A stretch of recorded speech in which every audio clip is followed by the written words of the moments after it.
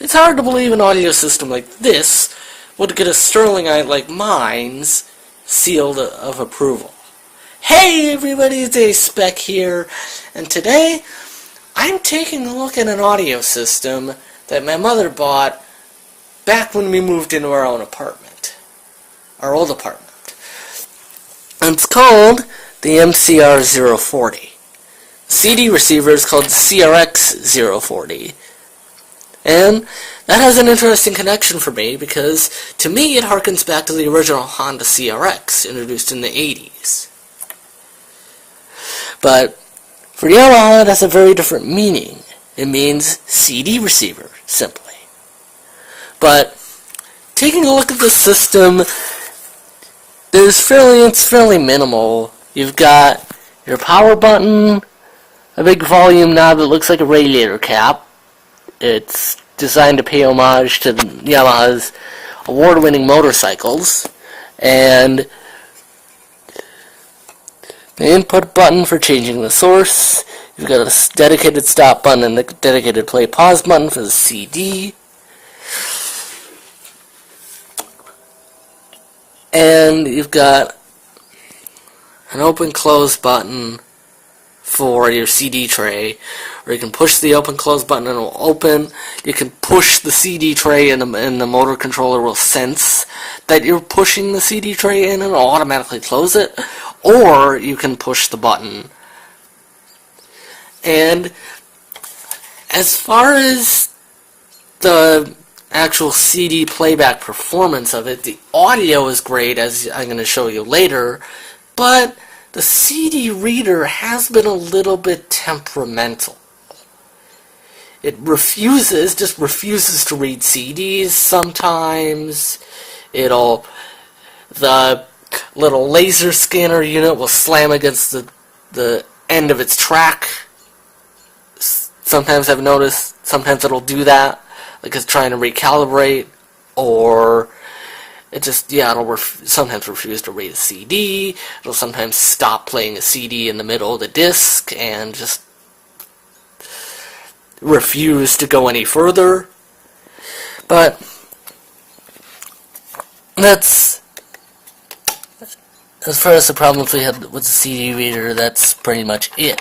But you also have another way to play music, which is through the iPod jack on the top of the unit, which works really well.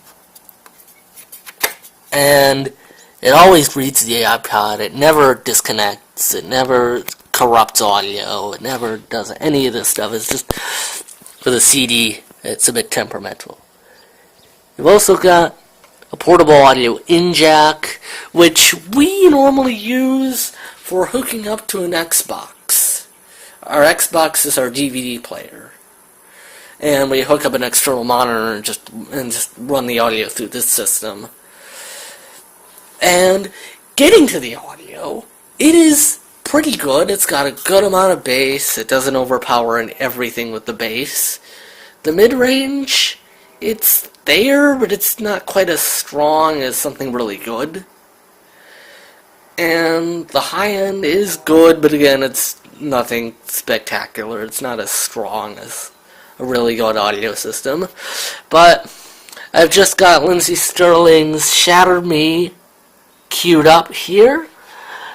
So we're going to take a listen to the first track on the CD, which is Beyond the Veil, if you don't already know.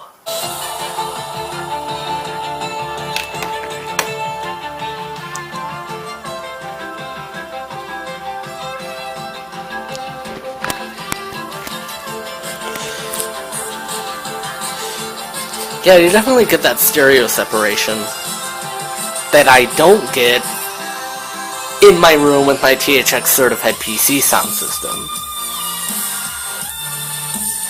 Yes, there is a good amount of bass.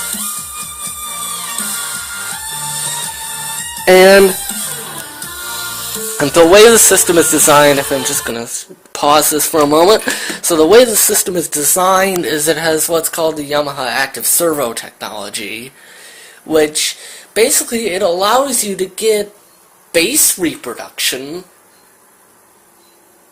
and really good audiophile grade bass reproduction in something that's this small, a speaker cabinet that's this small.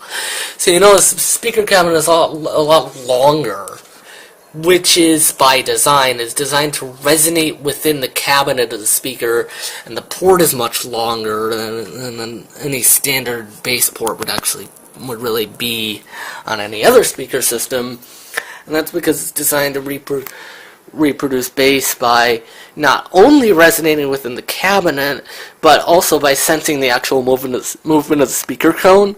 So if the speaker cone isn't moving enough for the signal it's receiving, it'll actually feed back and amplify that bass signal. And on the other hand, if the speaker cone is moving too far and there's risk of overrunning and blowing out the system, blowing out the speaker cone, it's going to feed back and it's not going to move that far.